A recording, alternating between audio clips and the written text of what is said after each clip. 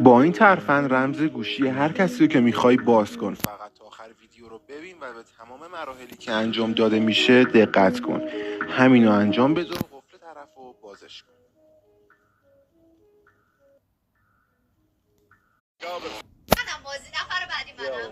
من تو نوبتم. دست علکی بس بش داره گولت میزنه. GTA اصلا تک نفره است. میدونم خودم خیلی نامردی.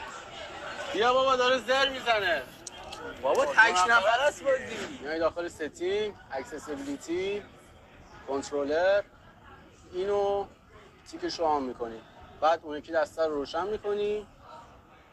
میای تو همون یوزری که اکتیوه. الان جفت دستا کانکته.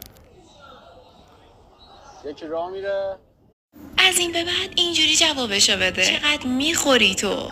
من غذاشو میخورم تو هرسشو.